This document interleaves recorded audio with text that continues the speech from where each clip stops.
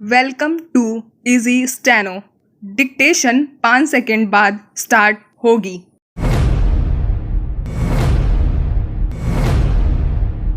भारत में जनसंख्या वृद्धि को लेकर चिंता लगातार गहराती जा रही है।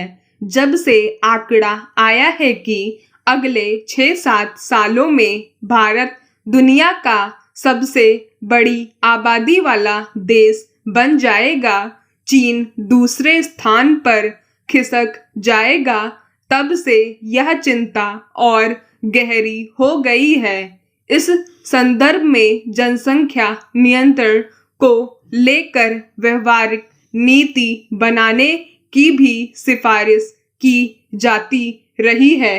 इसी के मद्देनजर राष्ट्रीय स्वयंसेवक संघ के प्रमुख मोहन भागवत ने भी सुझाव दिया है कि जनसंख्या नियंत्रण को लेकर व्यापक और सर्वमान्य नीति बनाई जानी चाहिए।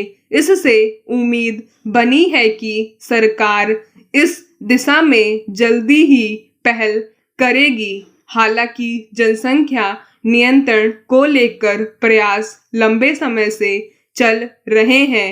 इन्हीं प्रयासों का नतीजा है कि भारत में प्रजनन दर 2 के आसपास पहुंच गई है, मगर समस्या का हल इतने भर से निकलने वाला नहीं है। मोहन भागवत ने यह भी कहा कि इसके लिए एक ऐसी नीति बनाने की जरूरत है जो सभी समुदायों पर समान रूप से लागू हो। अगर सभी समुदायों में प्रजनन दर संतुलित नहीं होती तो भौगोलिक सीमाओं में बदलाव के खतरे बने रहते हैं।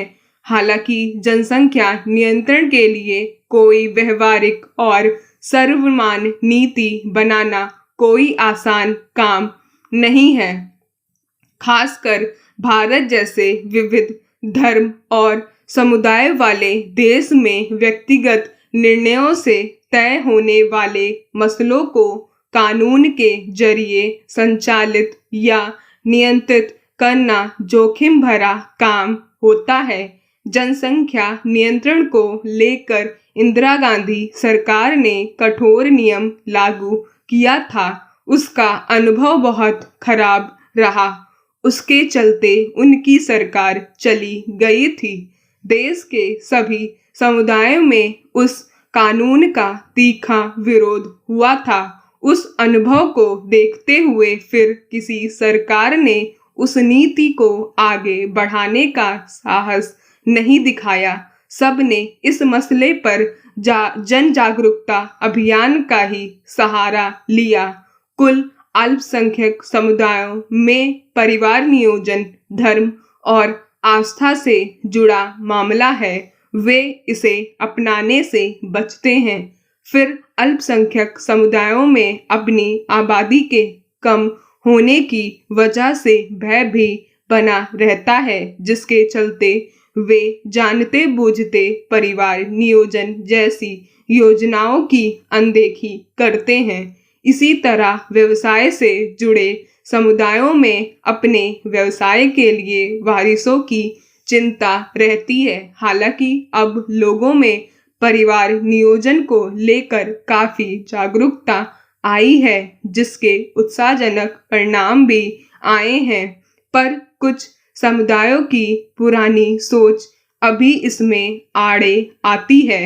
उन्हें ध्यान में रखते हुए कोई कानून बनाना कठिन काम हो सकता है, मगर आबादी का संशोधनों पर पड़ता दबाव एक कड़वी हकीकत है और इससे पार पाने के लिए कदम बढ़ाने ही पड़ेंगे। जनसंख्या अधिक होने का दुष्परिणाम हर स्तर पर दिखाई देता है। ना सबको उचित पोषण मिल पाता है, ना गुणवत्तापूर्ण शिक्षा, चिकित्सा सुविधा और ना रोजगार के अवसर उपलब्ध हो पाते हैं। यही वजह है कि भारत दुनिया के भुखमरी सूचकांक, बेरोजगारी, अशिक्षा, स्वास्थ्य आदि मामलों में सबसे नीचे के कुछ देशों के साथ खड़ा नजर आता है। एक तरफ तो अर्थव्यवस्था में तेजी से विकास हो रहा है और दूसरी तरफ आय की असामान्यता बढ़ रही है।